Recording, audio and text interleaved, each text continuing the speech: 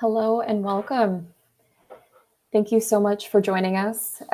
This is the July sessions of the Seed Savers Exchange Conference Series, Growing Together, Sharing Seeds, Stories, and Skills. My name is Meredith Burks. I'm the Communications Director here at Seed Savers Exchange, and I will be your host for this session. So before we begin, I just want to acknowledge our community agreements.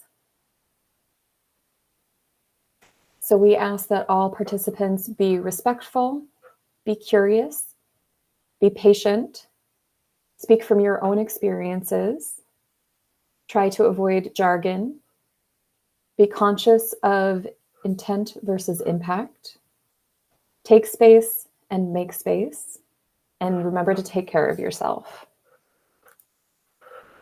I also would like to thank United Natural Foods, Inc. for sponsoring today's sessions. UNFI is a wholesaler connecting over 10,000 supplier partners to grocery stores and other value-added food retailers. UNFI strives to make its customers stronger, supply chains better, and find more inspired food solutions. And their goal partners well with Seed Savers Exchange's mission to protect America's diverse and at-risk garden and food crop heritage. We are so grateful for their support in sponsoring today's sessions. And I'm excited to introduce our speaker, Glenn Drowns, who will be talking about the early pillars of Seed Savers Exchange. So Glenn has been a Seed Savers Exchange member since 1980.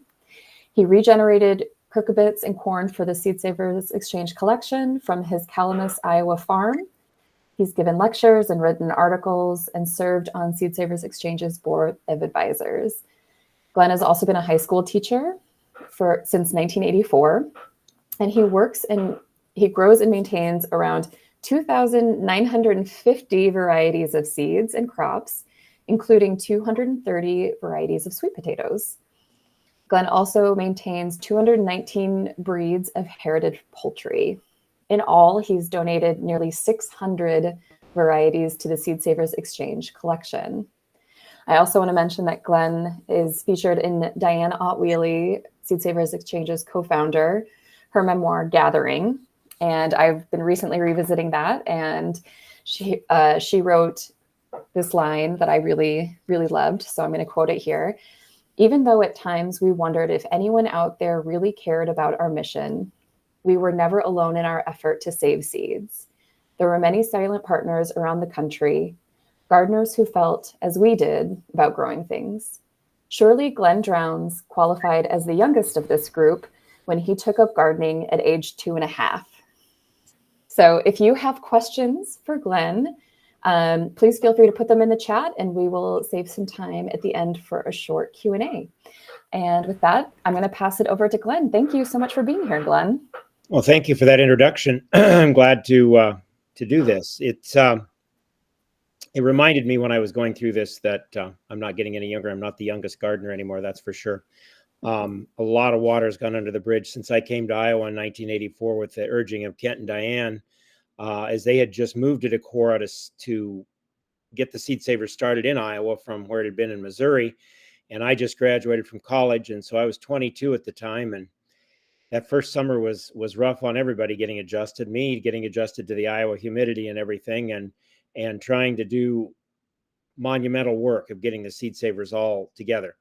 I am going to try to divide this into several different groups just so that people have some idea of the early starts of the Seed Exchange. It brought to my attention last year when I went up and visited with the few remaining people that I knew up there that a lot of people weren't born yet when this all got going. And a lot of these names may be meaningless to some, but how the impact that they had at the beginning was so important for the startings and how the organization got off to such a strong foundation.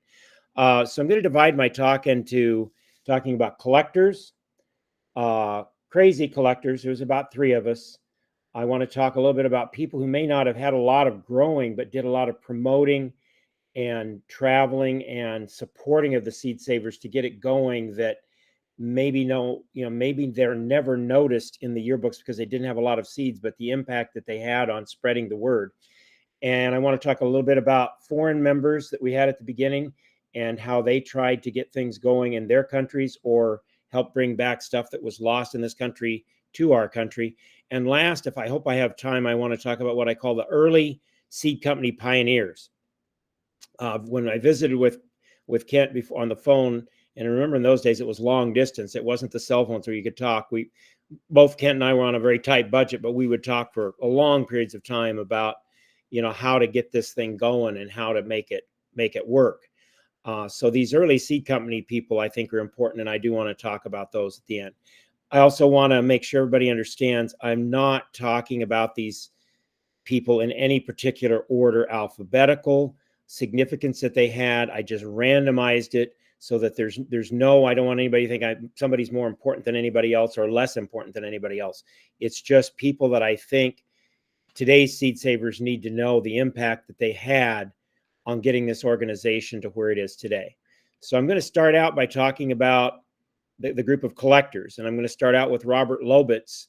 Robert Lobitz was a truck farmer in Minnesota, but he liked to breed plants and he liked to do things. And Robert and I had a lot of correspondence the early days. I was still in early days of college.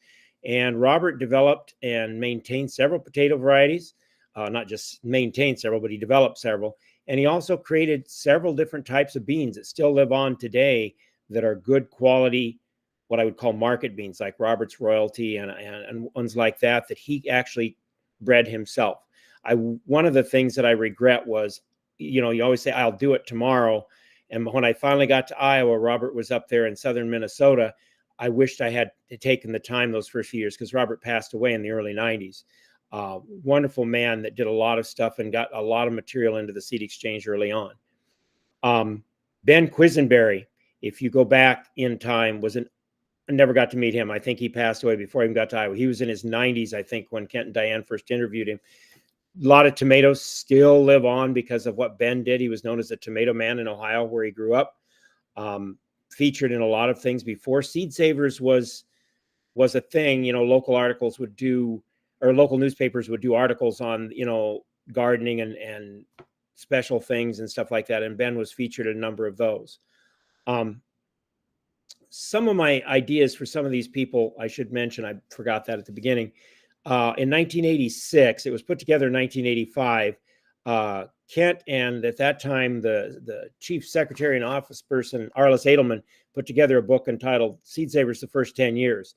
If you get a chance to read that or have access to it, it's too bad it couldn't be published again or put out online, because it is like the foundations of the group, of all the things that kind of went together, hodgepodge of material that showed how the group was put together and the main founders. So some of my people that I'm talking about came from that, but a lot of them it's because I had correspondence with them, and I still have correspondence files on a lot of these people, because the information that they provide can't be replaced. It's information that we need for the history of the group. The next person I want to talk about is somebody who I wished I'd really taken the time to go up to northern Minnesota and meet, and that is Ernest Strube. I know at one point in time you could still go to the Heritage Farm, and in the main lobby there was one of his corn paintings. Kent went up there to the auction when Ernest died and purchased a few things from Ernest's collection that he would take and breed these. Ernest's whole goal in seed saving was, he wasn't a very educated man, but he was breeding different colors of corn to make these paintings. And they are beyond a doubt the most beautiful thing you can ever imagine, where he would take the corn kernels and cut the top half off and then glue them. And there's one that I would have dearly loved to have that was a turkey head that he used. And so he created all these different colors of corn to get the different colors. If any of you have seen how a turkey has such iridescent colors. And Ernest didn't understand plant breeding, but let wind do his work and just created numerous varieties that for these corn paintings. That was his whole goal. It wasn't for anything else. Ernest's work lives on. Everything that I could get from his collection, I have tried to maintain, but he just called it blue-gray dent. I put the name Strube in front of it to give him the recognition for all the work that he did, because he did some significant work. And his work, just for curiosity's sake, is going on and overseas. A few years ago, we went through all the regulations to get almost all of his colors of corn through the customs system, and now they're being replicated in Australia, where they will be used for commercial food production to make different colors of corn chips and corn flour.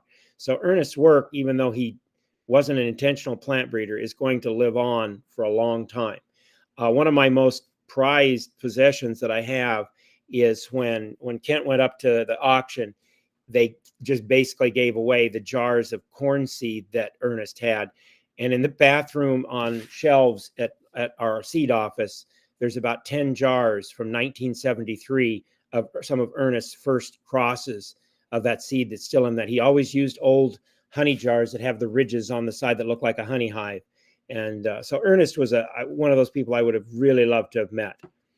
The next one who kept me busy during the summer of 1984 when I moved to Iowa was John Withey from Massachusetts. John, Kent and Diana, maybe both of them met John at several conferences when the Seed Savers was just getting going. And John collected beans, and he did it to show the beautiful diversity. I remember seeing one of his bean cases, pictures of it once, and it was fabulous to see how he had made the little selections, and so you could see all the different kinds of beans. John was becoming elderly, and he donated his whole entire collection to the Seed Savers of all of his seeds that he grew out for those beans. And so the summer of 1984, I spent 2 to 3 days a week going through the boxes of beans, getting them cataloged, getting them in jars for long-term storage at the Seed Exchange. So many of the beans at the early part of the Seed Savers came from John's Wanigan Associates bean collection. Most of the people I'm going to talk about today, unfortunately, are no longer with us. The next one, I think, is still alive and growing. I've had correspondence with him the last 2 years, and that's Russ Crowe, another bean guy from Illinois. Russ wasn't all that old when the Seed Exchange started, and so he's still, I think Russ is in his late 70s now. He's still growing and collecting beans in Chicago and having a great time doing that. He was one of the original people that helped get the bean collection going for the Seed Exchange. Beans seem to have been a big thing with the early Seed Savers because, one, they're really easy to save seed from. Most of them are self-pollinating in most cases, so you don't have any issues with crossing, though sometimes certain ones will cross, and that's the topic for a different Seed Saver seminar. But Ralph Stevenson of Michigan also had lots of beans. And Ralph just grew beans, and he was known as like the Bean King of Michigan, I think, at the time, and he used them for culinary purposes. So his growing was which ones are good to eat, if I remember correctly. Again, another one of those people I never got a chance to meet, but had a limited correspondence with him, but not a great deal. Another bean guy was Bert Barrier. He was, I believe, a combine or machinery salesman, traveled out west in like Colorado, where they had a lot of bean fields for commercial, not soybeans like we think of in Iowa, but dried beans. And so he collected beans. I know I still have a couple in my collection that I got from him that were ones that he'd picked up when he'd go harvesting at farms. Somebody would give him a bean variety. So he had a healthy bean collection that we moved on into. So most of it moved on into the Seed Exchange. A person I was fortunate enough to meet, and we became very good friends, that was early in the Seed Exchange was called himself the Old Cherokee, Carl Barnes of Oklahoma. Carl was true-blooded Cherokee Native American, and Carl collected a lot of ceremonial corns for not only the Cherokee, but also other Native American tribes. And Carl was a wonderful storyteller, but a wonderful way, had a wonderful mannerism about spreading the word about the Seed Exchange, as well as sharing all of the knowledge he knew about corns and the way that we are forgetting in today's society, how they were so important to different parts of the Native American culture, about how they were used for different things that we don't necessarily respect or understand today. We just think all corn should be yellow and hybrid and grown in fields. But Carl had some real good knowledge base there that I was so glad that I got to visit with him when I was in my early 20s. And we became friends. And every year for the annual July Seed Savers event, I always think the third weekend in July was like a family reunion for all of the seed saving nuts to come together. And we were like one big family. And Carl never missed one, driving all the way from western Oklahoma. He made it every year with he and his wife, Karen. And that he was a great person to visit with every year. Another guy I never got to meet, O.J. Lougheed. We had lots of correspondence when I was in Idaho, but he was from New England, I believe Massachusetts.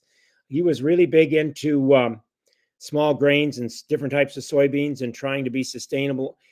He kind of disappeared. I lost contact with OJ after he moved to the New Mexico in the mid 80s, and he dumped a lot of grains and heritage grains like barleys and wheats and things like that into the seed exchange, along with a lot of soybeans. Ironically, he gave me about 15 varieties of soybeans that did well for me when I lived in Idaho. I got to Iowa and the deer ate them all off, even though they were there's acres and acres of genetically modified. At that time they weren't, but soybeans, they preferred those wonderful varieties that OJ sent me. So I did lose most of his soybean collection. Early on, again, those beans were big collector's items. And I think because beans are so beautiful with their different colors and shapes and sizes and things, I just finished planting about 45 varieties of beans today for seed. And you look at them and each one has something special about it or the way it looks, especially what Jack Rice, from the next guy from South Carolina, Jack collected limas and cow peas or southern peas. I call them cow peas. I guess it's proper to call them southern peas.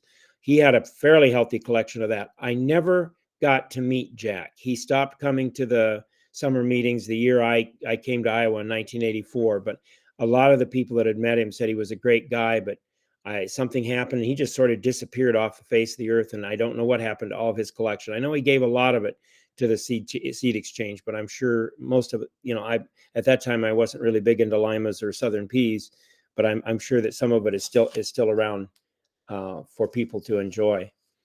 One of the next collectors was somebody that from the time I was 8 years old, when I got my first poultry publication, a guy I wanted to go visit and meet, but I lived in Idaho, he lived in Wisconsin, and that was Thane Earle. Thane Earle was, well, at a point in time, I thought he had the largest poultry collection in the world. I think he had 120 breeds. Now I've got twice that many, so I guess it's not that big, but I could never imagine anybody could take care of that much. And as Thane got older, he kind of switched from poultry to seeds, and he developed a huge tomato collection that took him just a massive collection. I was so excited when I met Thane in 1984 when he came to the Seed Savers gathering. And I said, I'm finally only 4 hours away from your place. I want to come look at your poultry if that's possible, I said.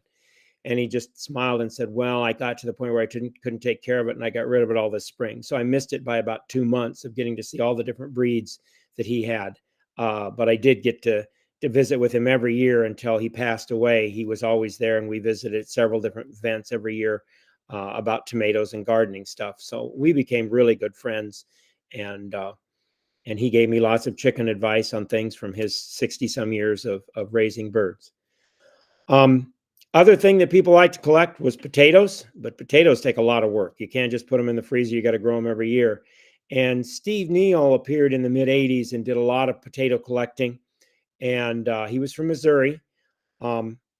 Steve just sort of disappeared. I don't know whatever happened to Steve, but for a while he had a really healthy potato collection.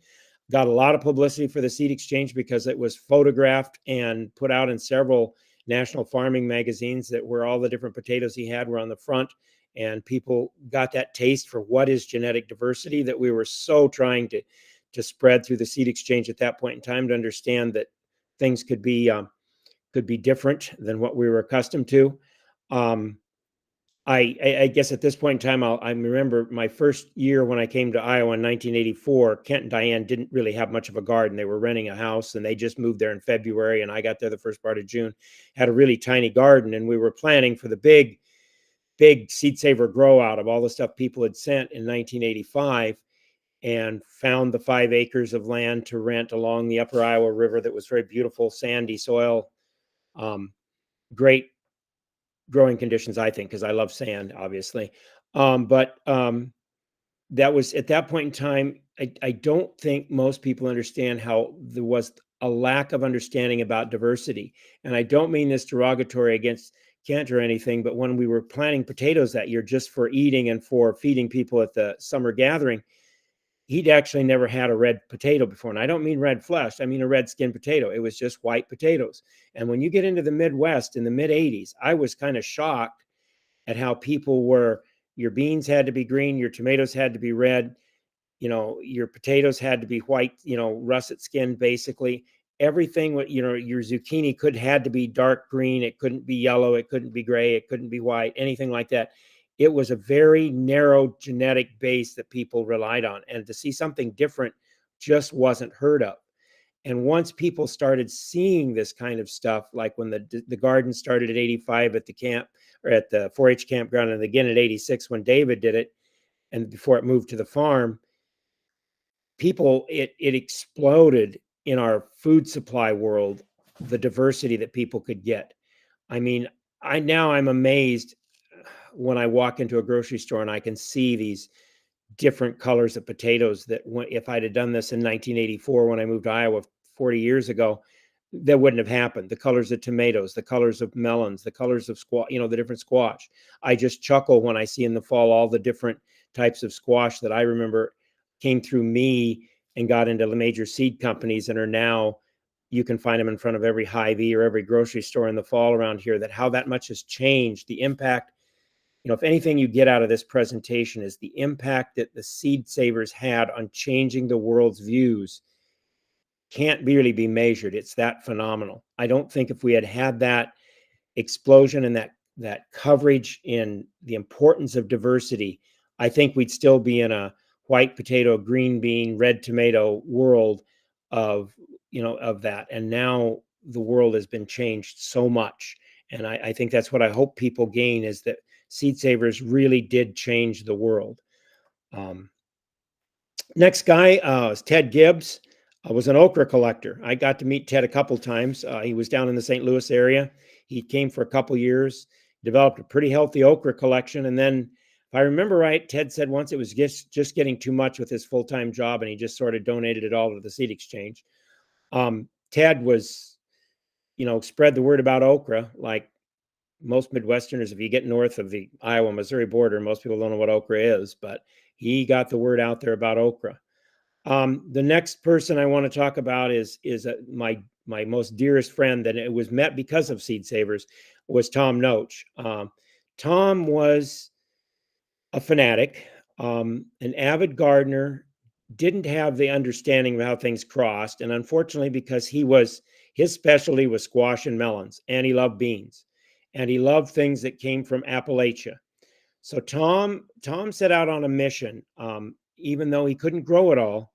Every year from the time he joined the Seed Exchange, which was probably about the same year I did, about 1980, Tom would make sure he got a sample of every bean, every squash, every melon that was listed in the yearbook, because he wanted to make his own private frozen seed bank. Now, for those of you new to the Seed Exchange, you go, well, the Seed Savers has a nice frozen seed bank.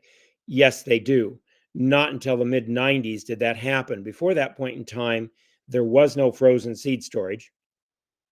In the summer of 84, one of my jobs, Kent got a grant for $1,000 to hire someone to go through all of the seeds that had been sent into the Seed Exchange, log them in, record them, and try to get them dried down and in packets so that we could put them in freezer storage.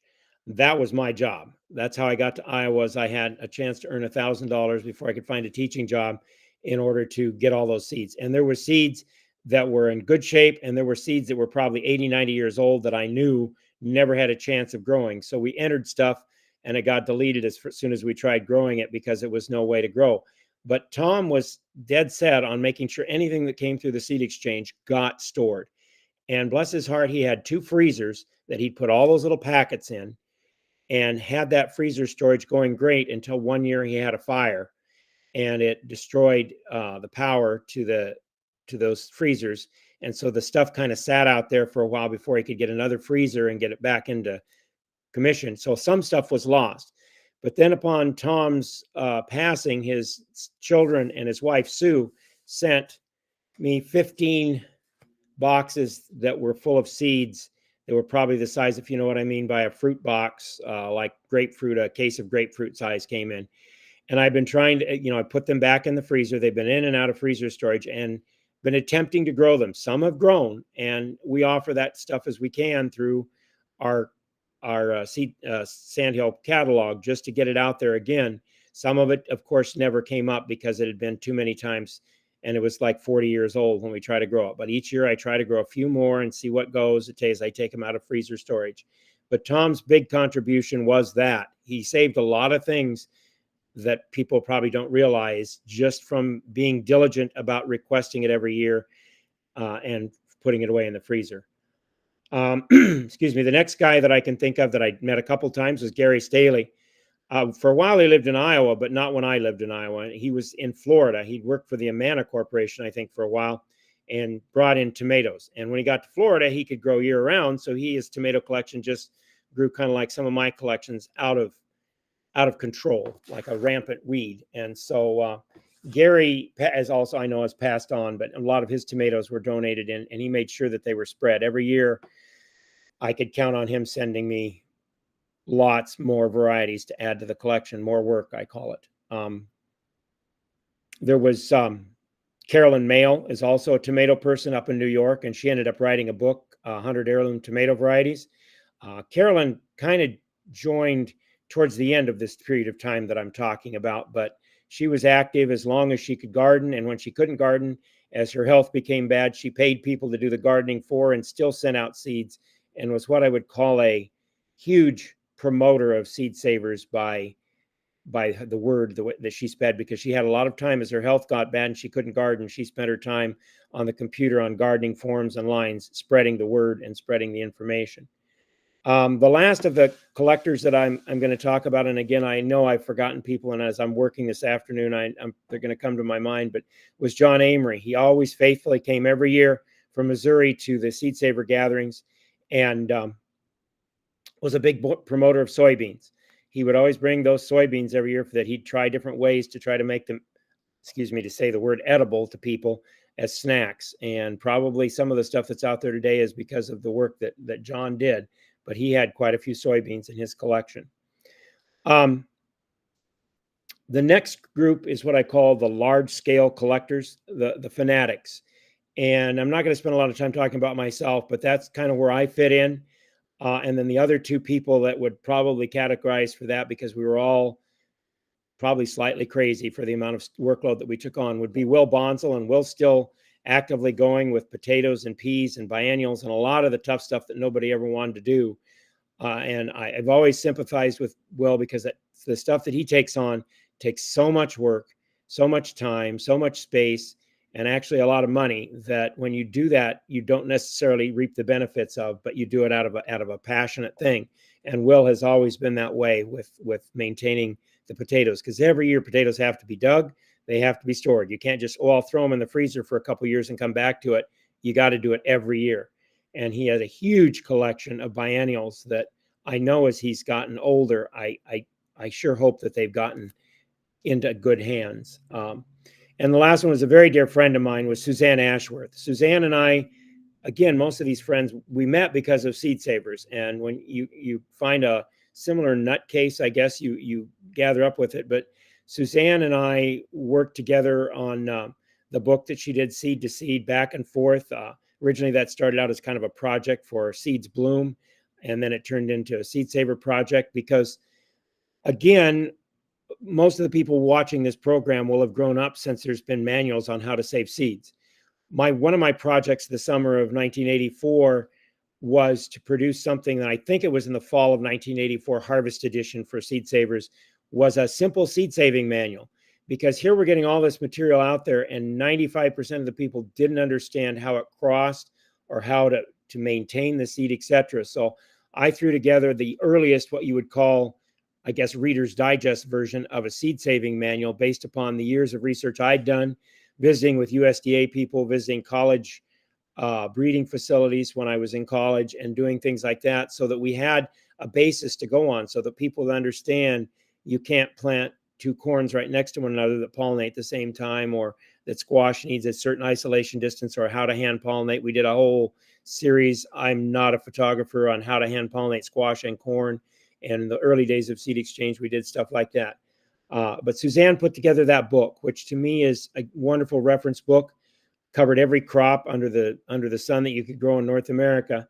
And Suzanne's passion was eggplants and ground cherries and weird things like that, but also tropical stuff and things. And Suzanne unfortunately passed away a couple of years ago from Alzheimer's, but we were friends all the way to the end, when it was hard to visit with her. The next group that I want to talk about are people that don't necessarily, probably don't have a huge impact that people can visually see on the Seed Exchange, because they didn't have large collections, or they didn't make a name for themselves by being in the spotlight all the time. But the work that they did behind the scenes, or for people, or for the Seed Exchange, they shouldn't be forgotten. I'm the first one. Again, these are no particular order. Just as I was working, I'd write down names and think, this person needs to be mentioned. This person needs to be mentioned. Dr. John Wyke is the one that he started contacting me when I first joined. So I was a senior in high school, and we had a nice correspondence. He was in his 80s at that time. And obviously I never got out to the Midwest before he passed on. He was an old Cherokee Native American dentist that lived on a mountaintop, as he called it, in Hugo, Oklahoma. And he would just send me stuff and say, I want to make sure this gets maintained. I want to make sure this gets maintained. And he sent me all kinds of stuff. And there's still, he lives on in his, some of the things he sent, like Cherokee squaw corn and Dr. Wyke's yellow tomato. And there's Dr. Wyke's ground cherry. There's just a few things that are out there that come to mind quickly, but I know there's others. But he was a great promoter. And one of those people, had the internet been available in that time, would have been one of our outstanding people as far as getting that word out. Early on in the Seed Exchange, another dentist, I believe it was a dentist, I hope I get that right, was Dr. John Rayhart. He lived in Wyoming, not what I'd call a gardener's paradise, but he was great at connecting Kent in the early days with people to get that word spread, and did a lot of help with Kent with traveling around and introducing him to people that get that word out. And John brought in several heirlooms. He was a gardener and brought in several heirlooms of tomatoes and other things, like Andrew Rayhart's jumbo red tomato comes through John. A person that, remember the days before when it was long distance, you couldn't talk, or everybody did correspondence by mail, was probably twice a month, Louise Bostable of Massachusetts and I exchanged letters. Louise was one of those, again, I wish I could have met, but we talked so much over the years through mail, and maybe a couple times by phone.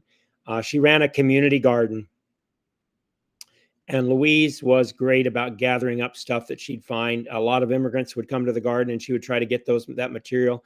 And she, from her little garden shack, as she would call it, which was plastic around an old hoop house that she worked in during the summer, she spent all of her days from sun up to sundown every day at that community garden. She ran it, and she ran it well. And I hate to think what happened to it after she was gone, but she was a great promoter of Seed Exchange and did programs and things in the Massachusetts area to get things going. I think of Forrest Schomer, who I again missed a couple opportunities to meet Forrest. He went to Washington and started Abundant Life Seed Foundation. But Forrest was one of those people that, the way I will remember him, as his ability to communicate and get people's attention. I think that's the best way to remember Forrest. He was a good communicator, and that was the part, by starting Abundant Life Seed Foundation, he also got things going there as far as kind of a regional seed library in the North Pacific Northwest. An early person I remember meeting at several events and had good contacts and would get that word out as Tom Woods. Tom ran, he worked, I believe, at first at the Oliver Kelly farm in Minnesota, which was a historical farm dealing with the founder of the Grange. And then I think he went to Old World, Wisconsin, but he was always out there promoting and pushing the Seed Exchange and getting things spread around so that people understood what was what it was all about, because it was kind of a foreign concept early on. I can remember when being asked why I moved to Iowa in 1984. Why would you leave Idaho? It's all scenic and all pretty. I said, oh, I like to grow things, and I came out here to help the Seed Savers Exchange. Well, what's that? Why would you do that? It was a kind of a weird idea that people didn't understand. But when the right people were able to communicate that and get that word out, it really, really made a difference in the growth of the group.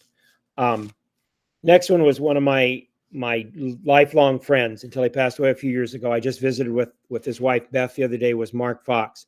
Mark made it to every one of the seed gatherings and was always he was very good at photography and always made sure that Kent got all kinds of pictures that he could use in publications and things at those early days, and was again good at giving garden talks for historical societies and such as that.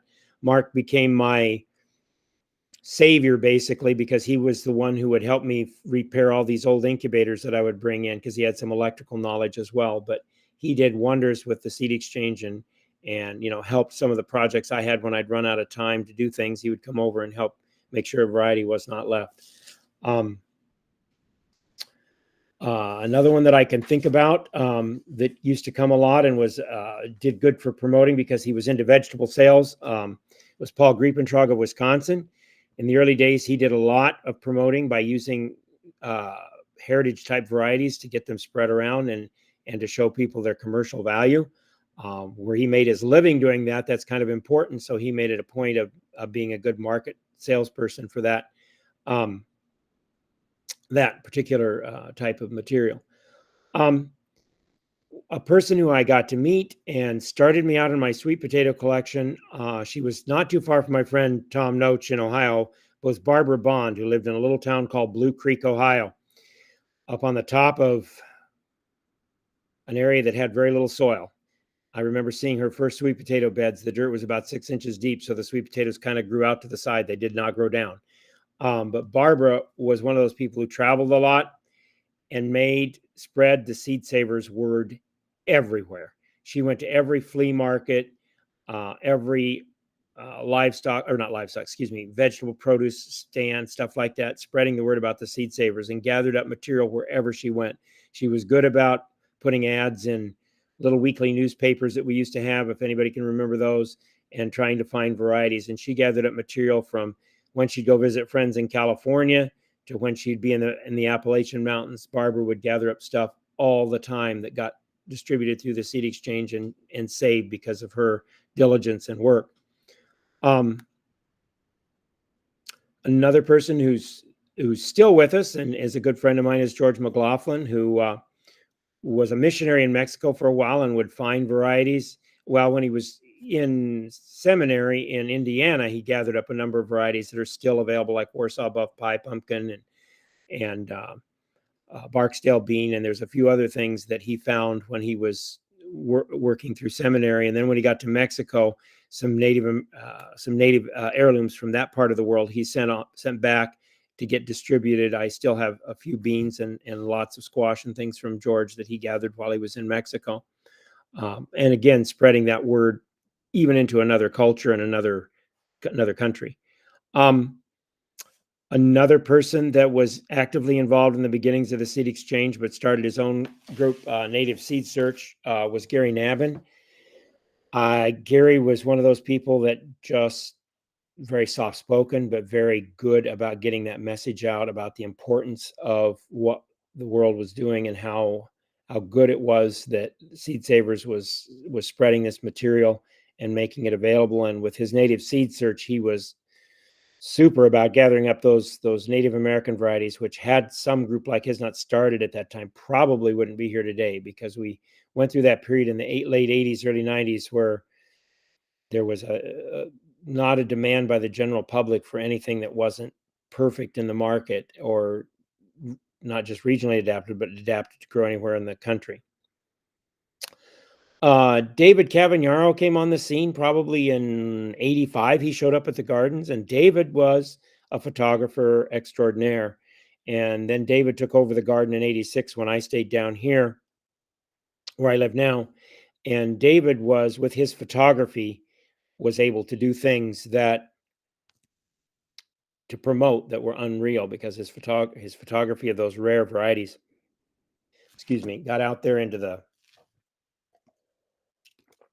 whole world with calendars, with magazine articles. I know David took a picture, and would have been in 1989, my first year at the farm, where I had, probably at that time, I had 400 to 500 different squash varieties I was growing and hand pollinating, and all the ones that weren't hand pollinated for seed, we piled in front of my old barn. And David did the photography, did a picture of that was made the front cover of National Gardening magazine. And people suddenly, there was like, there's more squash than acorn and butternut and spaghetti. And wow, I mean, that caused a surge in interest, and then a surge of interest back into, wow, let's get connected with the Seed Savers. Most of the people anymore forget that there was life before the internet. I mean, it used to be the excitement point of the year when the winter yearbook would come, because it was like, what cool stuff has somebody found that they're going to share.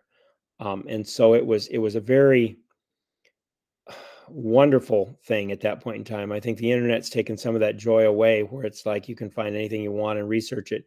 But in those days, that book that came every year, I still have every one from, well, when I first got to Iowa, Kent and Diane gave me some of the early ones. So I have basically every yearbook from 75, 76 on. And it's just like a history lesson and a chronology of the comings and goings of varieties. But David's photography had an important impact on that. I want to talk about 3 foreign members that had a huge impact on the Seed Exchange in different ways. The first one, we still correspond. He used to be a science teacher, as I was, and we'd correspond, actually exchange science textbooks from Sweden. I have some Swedish textbooks. He has some of mine from here. Was Lars Olav Rosenstrom in Sweden.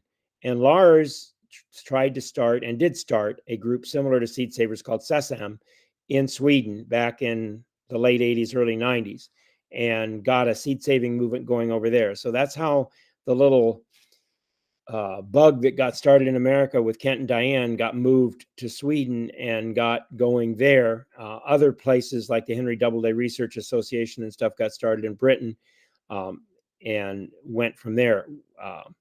But Lars Olav had a good exchange, and before the common market started cracking down on exchanging seeds, there was quite a bit going back and forth between some of us, as we would get we would get American, developed in the United States, cultivars back that had been lost here that were still being grown in Europe, and vice versa. The exchange went back and forth to keep things going. A man who traveled a lot, I never met him, but he'd send me seeds and we had lots of correspondence, was John Winkle. John would travel around Europe. I don't know what kind of a job he had, and he would find and buy up seeds that he knew the European Economic Community was going to make illegal to grow. And so there's lots of things that are in the Seed Exchange today that were probably from America, went to Europe, and now are back in America, that are now illegal to grow in Europe. But John gathered up and sent gobs of packets. I still have some of the original packets of seeds that he sent back in the early to mid 80s. Another member that I wished I could have met was a woman who lived in extreme poverty in the mountains of Oaxaca, Mexico. Sarah Bazaar. Sarah, we had correspondence frequently. It was very difficult for her to come up with enough money to buy a stamp, believe it or not. So, she would send seeds from the natives there, and she did make a little bit of money by selling seeds to that she would grow or buy locally to J.L. Hudson seedsman, and he would go down and pick them up and take them back to the United States. But Sarah was really good about, I have several pumpkin and squash varieties that came from her part of the world, and a couple of beans as well, that Sarah had an impact down there, even though she was extremely poor, and that she had an impact on the early seed exchange. And it looks like I'm going to have enough time because I talk fast enough. I apologize. That's one of my biggest faults, is I do want to talk about the seed company pioneers. These are the people who took that plunge in the in the 80s to start seed companies that were different than, and again, most people don't understand that when you went, if you go back to the 1950s, I have a collection of seed catalogs that goes way back to some into the 1800s. You can see the progression as you go through up into the 50s. Everybody was specializing in stuff that grew well in their area. So, like, I have a collection of farmer seed and nursery catalogs from Faribault, Minnesota, when they were actually farmer seed and nursery in Faribault, Minnesota, and not owned by like so many. And I have an old collection of Gurneys and Burpees and catalogs that go back to the turn of the century and Henry Fields, when they were all separate individual companies that had their own identity and their own varieties and were owned by each owned by different people. They, as we got into the 50s and 60s, it progressed into the 70s was when things collapsed. Suddenly there was no longer this little regional seed company. They wanted things that would grow equally well in Maine as it would grow in Arizona, Washington as in Florida. And so you lost all that individual unique varieties that did well maybe in Iowa, but did lousy in Texas. And so it had to do equally well everywhere, even if it didn't do that great in any particular place. Ironically, just before I went on, I got an email from a guy who wants to send me some seeds from a melon that used to be offered by the old Porter Seed Company in Texas that did well in Texas. It does not do well in Iowa. I lost it because of that, but I know how well it does in a dry climate because I grew it very easily in the Lewis-Clark Valley in Idaho. But that's the kind of stuff that was lost. And these early seed company pioneers were going to take this heirloom material and kind of get that regional adaptation back again with some national significance. I know Jan Bloom, it's the first one I'm going to talk about, started in Idaho.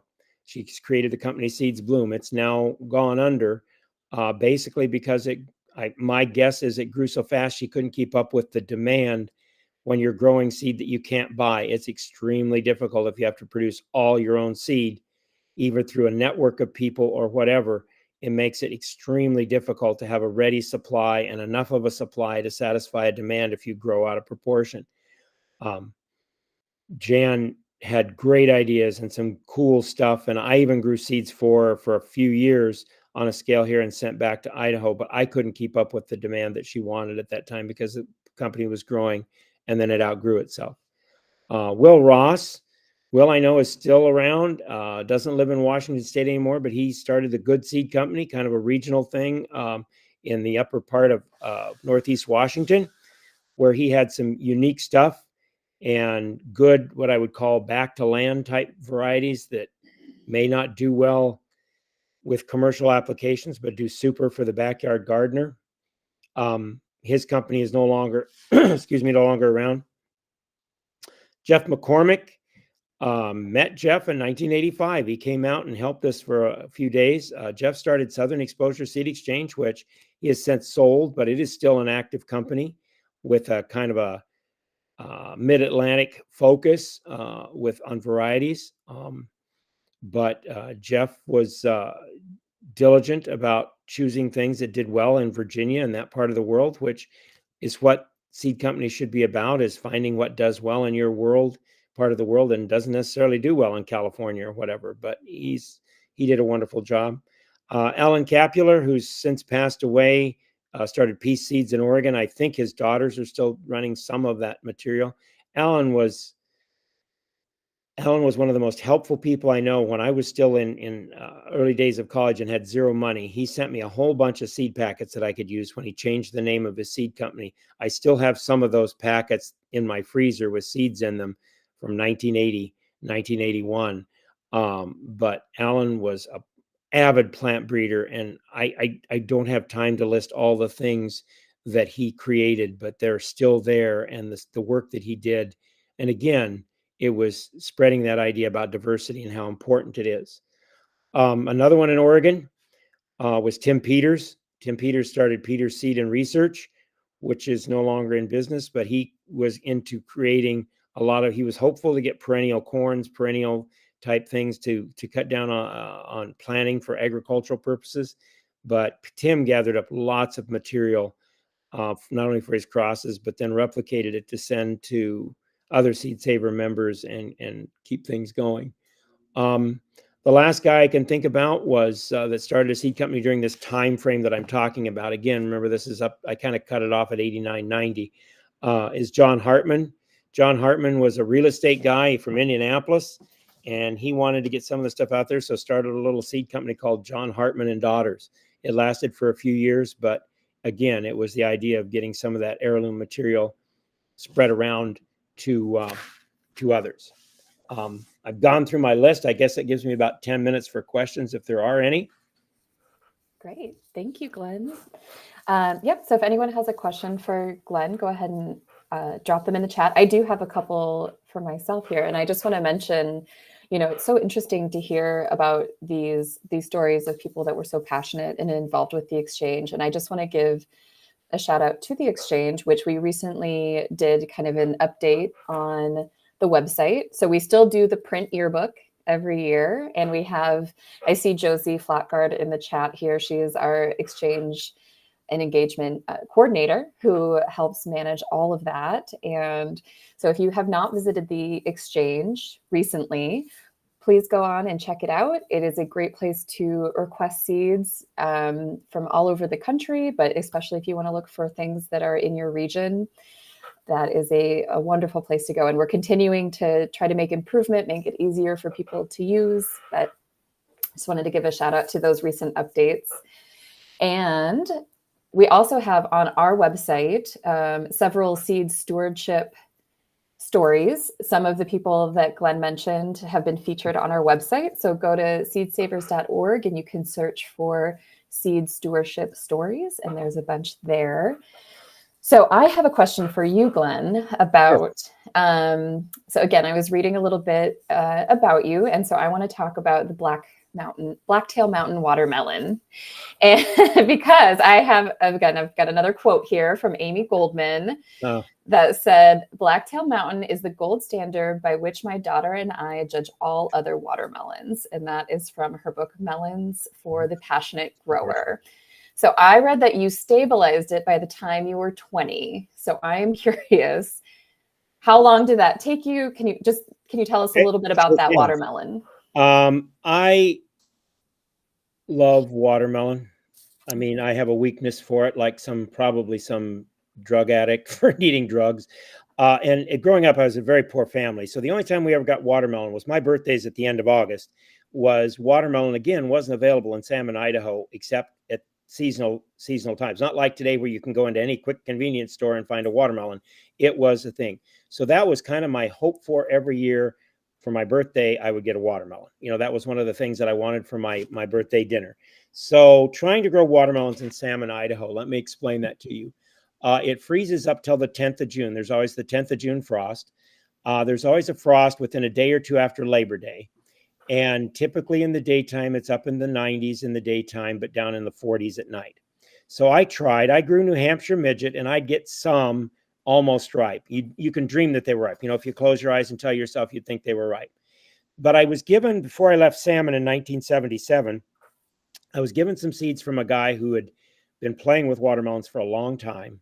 They're trying to get watermelons and had a little bit better growing conditions. I need to back up. Salmon, Idaho also has no soil, or the pH of about 9 because it's so alkaline. So you really have trouble.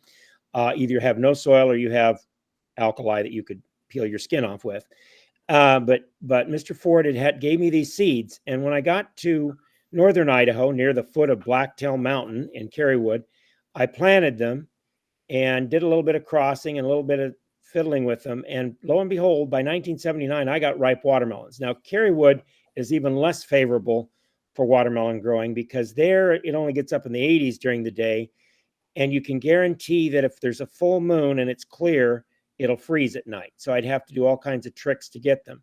So I worked on that. And by 1979, I think, the year I graduated from high school, I got like about a 10-pound watermelon that ripened by the time of my birthday. And then I saved it from that and just kept working with it.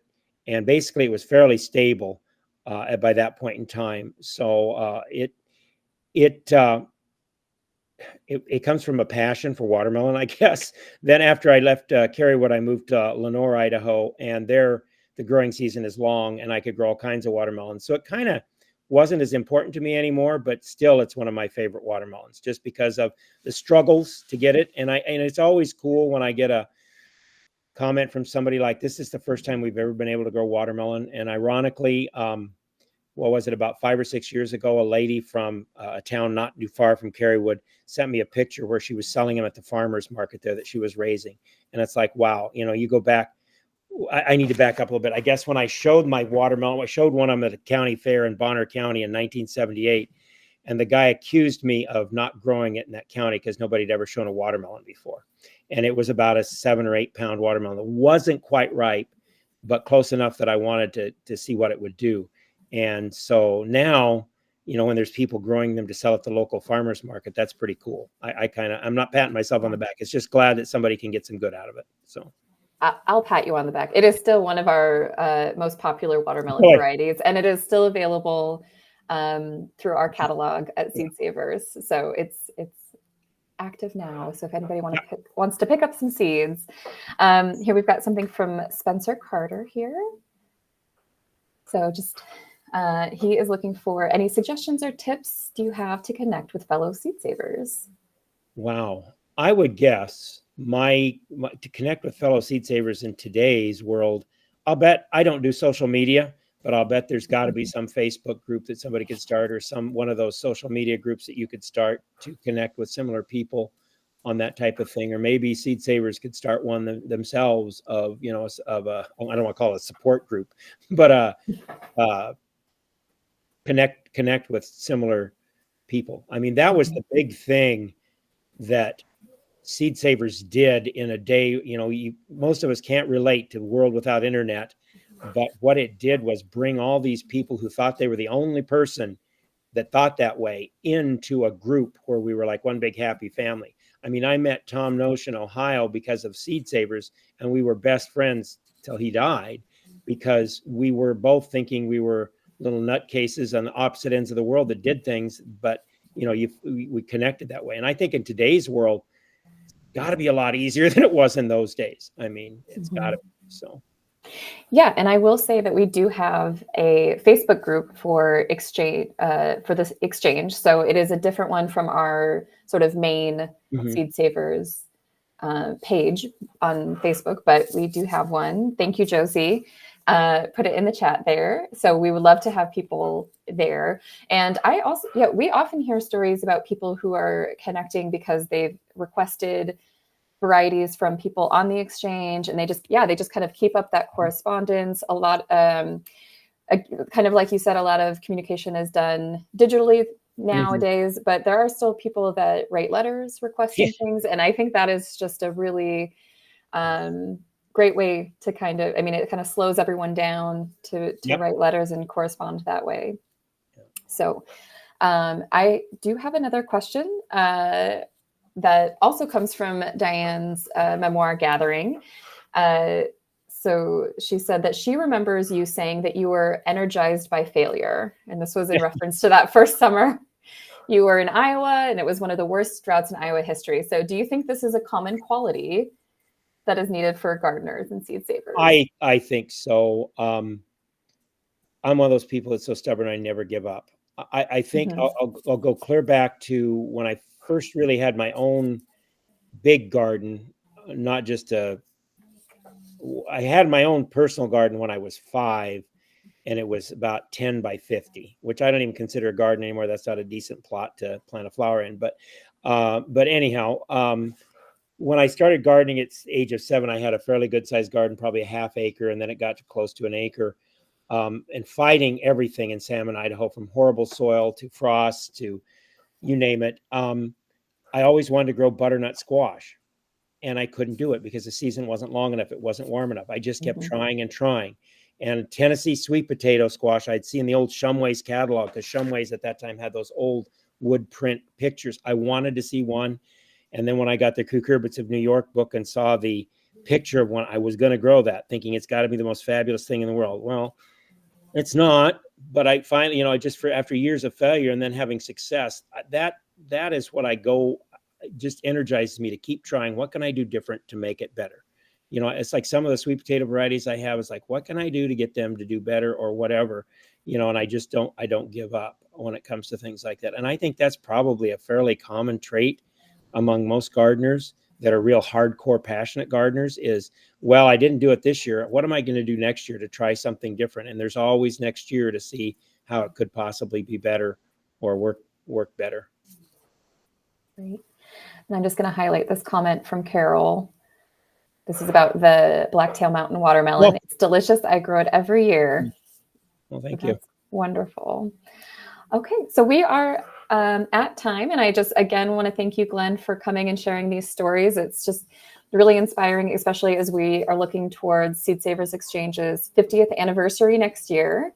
So I just want to give that a shout out as well. And we are hoping to bring back even more in-person events and have people be able to gather and meet at Heritage Farm again. If you go to seedsavers.org/events, you can see what remaining events we have this fall that will be in person. But yeah, that's something that we're definitely wanting to do because I think that is, again, a really wonderful way to make those connections. Those connections, yes. So I just want to say thank you again to our sponsor, UNFI. And our next session is going to be in about half an hour, Perennial Beans with Kenneth Asmus. So that starts at 2:30.